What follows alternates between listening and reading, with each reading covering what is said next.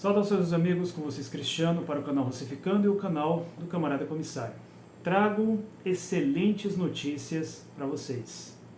Neste momento em que eu coloquei no ar este vídeo, eu concluí as minhas legendas em português para o filme Słońce Piok.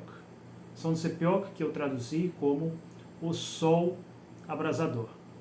Peguei carona, inclusive, na tradução de um outro filme russo muito famoso, do Nikita Mikhalkov, Utomlenione Solntsem, que foi traduzido para o português como O Sol Enganador. Słońce Piok eu traduzi como O Sol Abrasador, que inclusive é a tradução literal do título do filme em russo. É um dos filmes da chamada trilogia Wagner. Trilogia Wagner que inclui também filmes como O Turista, cujo enredo se passa na República Centro-Africana, e Shugalei. De toda essa trilogia, a única que eu ainda não assisti. Se trata da prisão de um jornalista russo na Líbia, um jornalista que foi torturado por extremistas islâmicos e depois foi libertado por forças especiais russas. Um filme que eu ainda quero assistir e trazer aqui a minha opinião para vocês. Mas vamos falar aqui do Słońce Piok, ou seja, O Sol Abrasador, tradução de Cristiano Alves. Senhores, esse filme tem que ser assistido por todos. Tem que ser assistido por todos e principalmente por quem se interessa por geopolítica.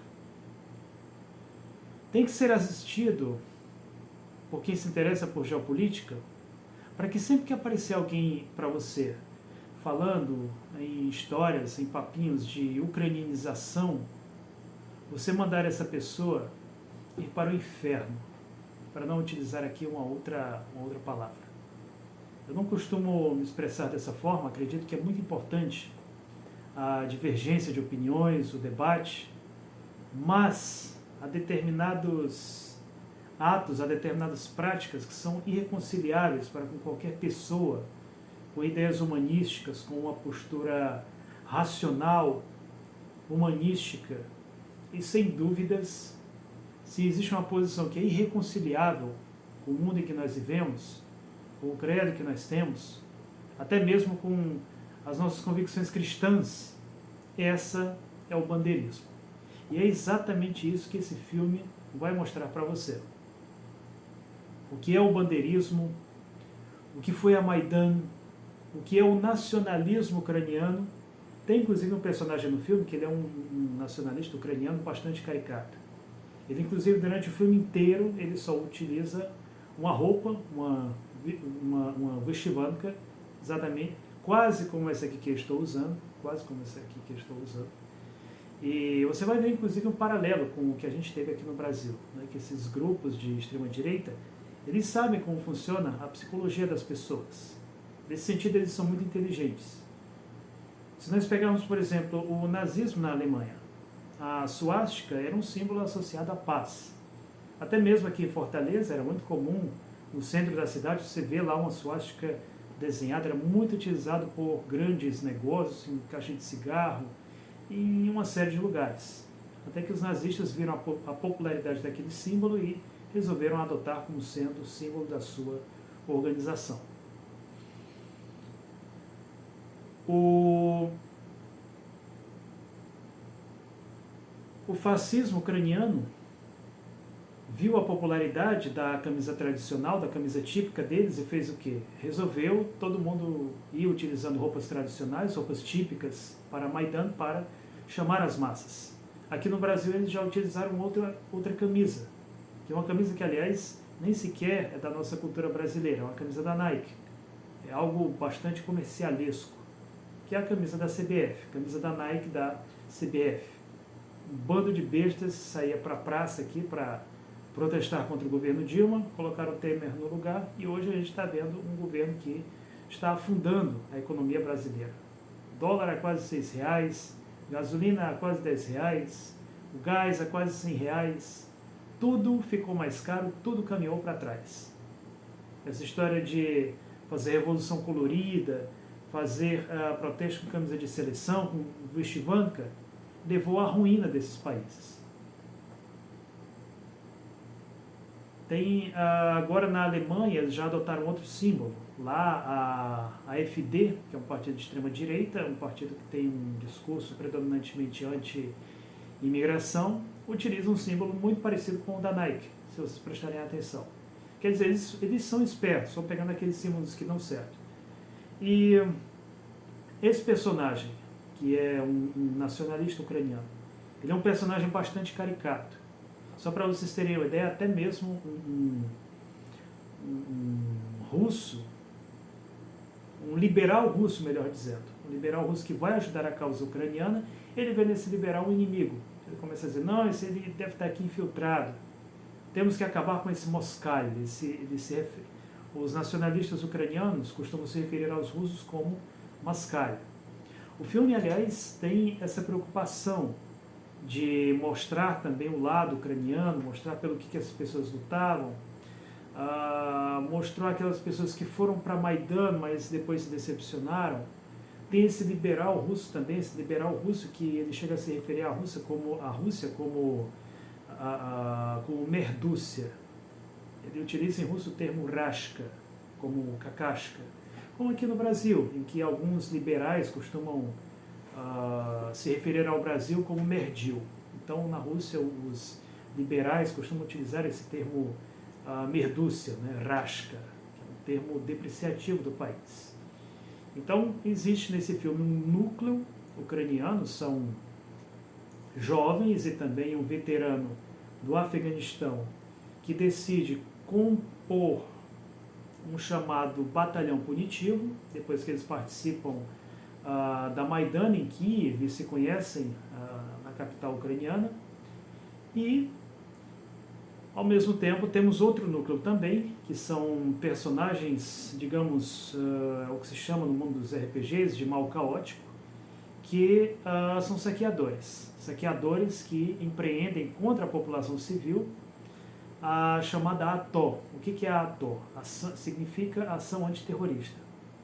Eram bandidos, né, voluntários, gente da pior índole, que era enviado para o leste da Ucrânia, para as regiões de Donetsk e Lugansk, para aterrorizar a população civil.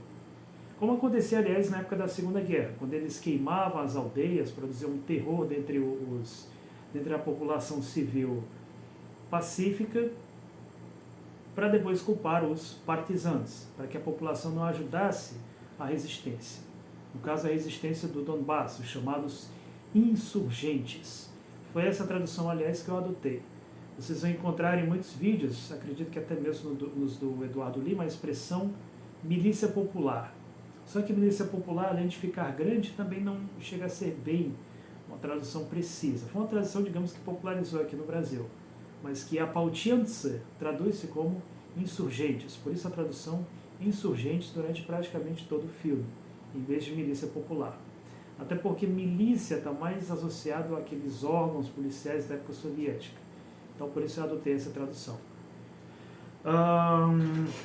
Esses personagens, esses bandidos mostrados logo no início do filme, e aqui eu quero deixar logo bem claro para vocês, é um filme muito violento, mas muito violento mesmo.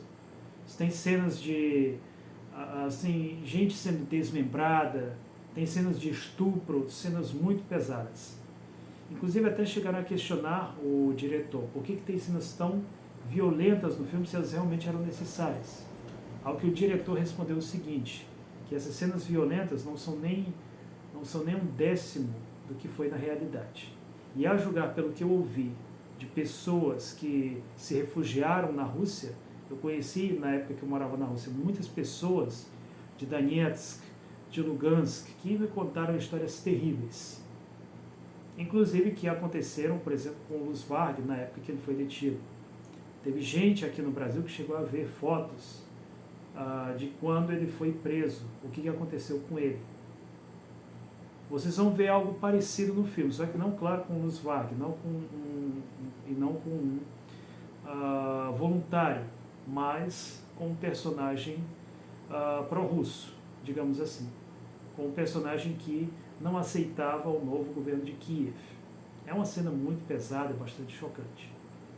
Mas, voltando aqui a esses bandidos mostrados no início do filme.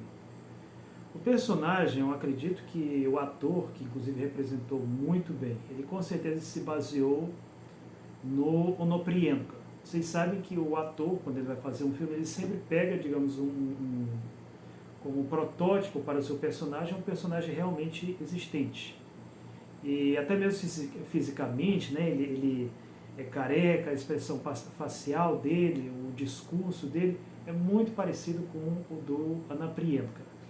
Anaprienko, para quem não sabe, foi o maior matador em série da Ucrânia, também conhecido como exterminador da Ucrânia, um sujeito que levava uma vida boa, quer dizer, foi marinheiro, era invejado no trabalho como bombeiro, tinha família, tinha filho, tinha bens que davam inveja aos colegas de trabalho dele, mas que largou tudo isso por causa de um trauma de infância. Na infância ele foi abandonado pelo pai, que inclusive tinha problemas com o alcoolismo, e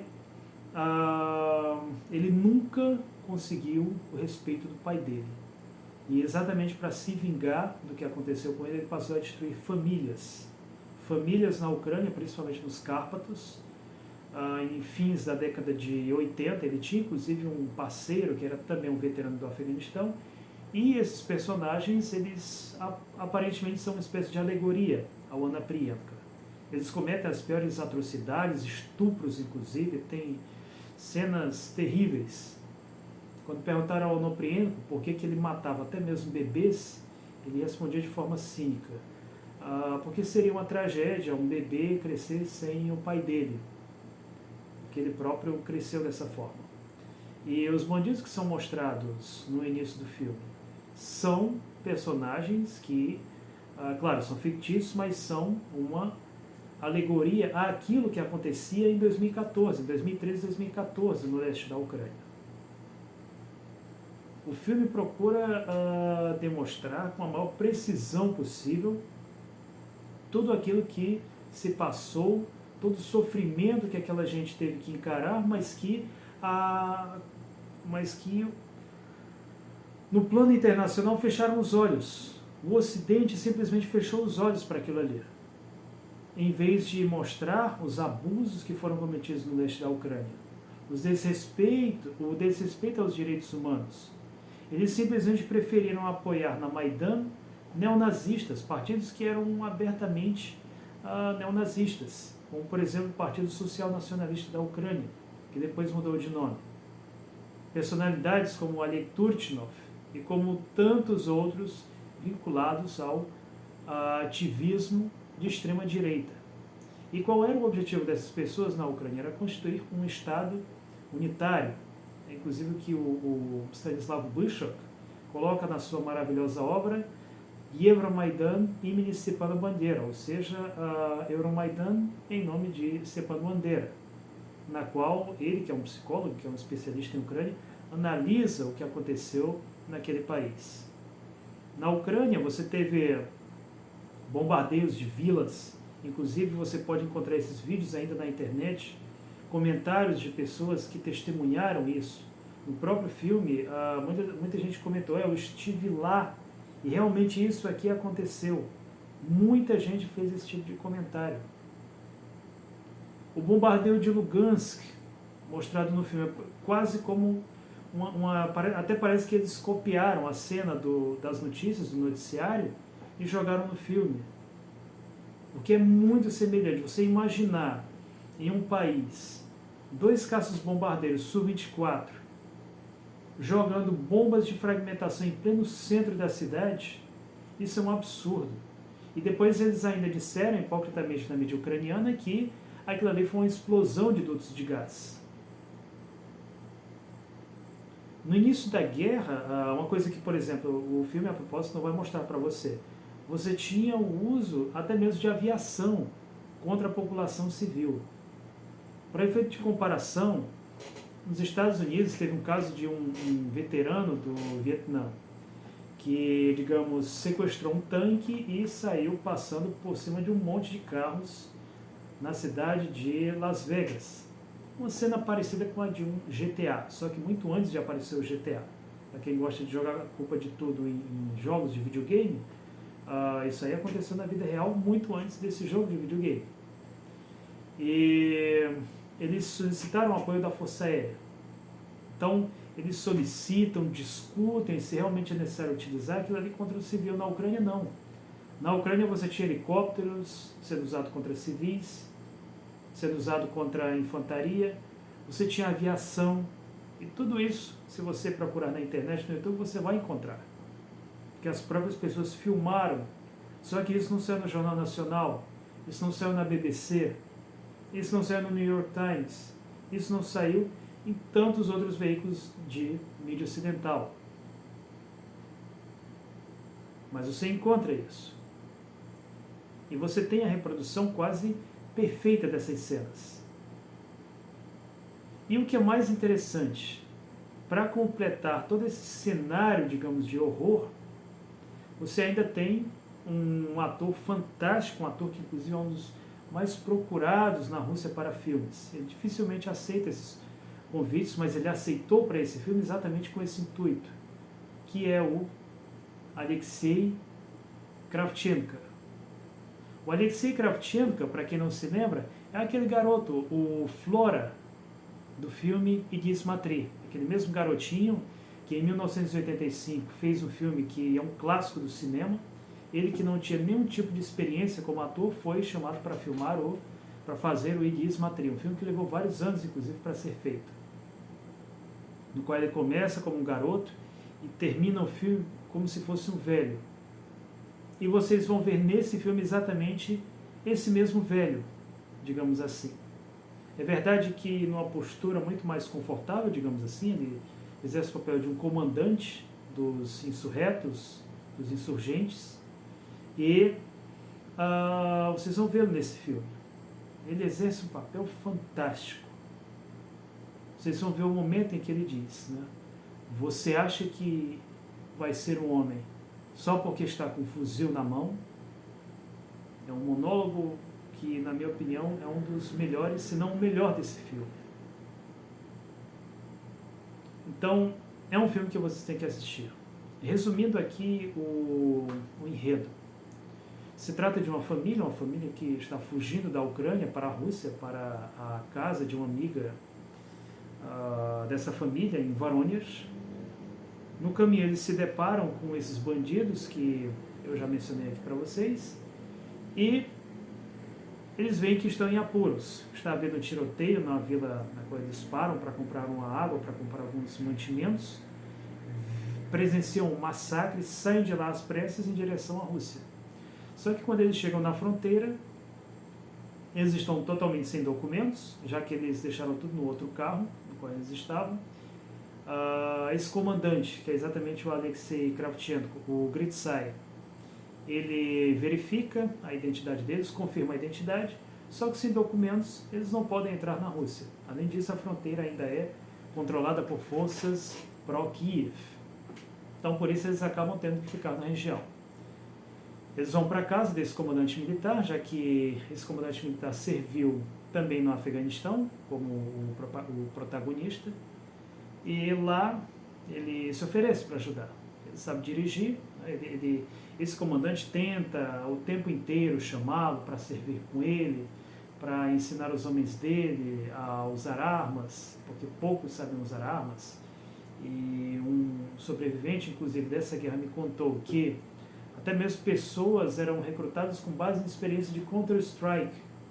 Pegaram muitos garotos sem nenhuma experiência militar, mas que soubesse pelo menos como é que você levanta um fuzil, um AK. Porque eles não tinham militares experientes no início. Só que o personagem principal, ele é um homem que quer esquecer a guerra a todo custo. Ele agora quer viver somente na paz, ele viveu o Afeganistão, presenciou momentos terríveis e quer esquecer isso para sempre. E quer que a família dele também esqueça isso para sempre. Então, o máximo que ele pode fazer é ajudar na ambulância, socorrendo os feridos. O problema é que o que ele vai ver nessa ambulância, pessoas mutiladas, vítimas dos chamados morteiros errantes, que eram quando ucranianos fascistas instalavam morteiros e atacavam povoações, pessoas sem qualquer chance de defesa. Ele vai vendo então cenas terríveis e vai sempre fica sempre naquele dilema, não, depois que terminar tudo isso, quando eu puder, eu vou embora daqui, porque eu nunca mais quero saber de guerra. O problema é que depois ele acaba pagando um preço muito alto por isso, por essa decisão dele. Ele vai se deparar com os principais eventos do Donbass. É claro que, lembrando, se trata de um filme, não de um documentário. Alguns fatos, por exemplo, pela ordem cronológica, eles estão errados no filme. Por exemplo, a questão da presença dos chamados conselheiros militares americanos. Embora ele se imaginar que antes mesmo disso, os americanos tivessem o seu núcleo infiltrado na Ucrânia. Ele traz momentos muito interessantes. Você tem que assistir esse filme, e você que quer assistir esse filme vai ter essa oportunidade amanhã às 6 horas, na minha página do VK, eu vou exibir esse filme para vocês. Com meia hora de antecedência, eu vou divulgar o endereço e vocês vão ter a oportunidade de assisti-lo com as minhas legendas em português em Full HD.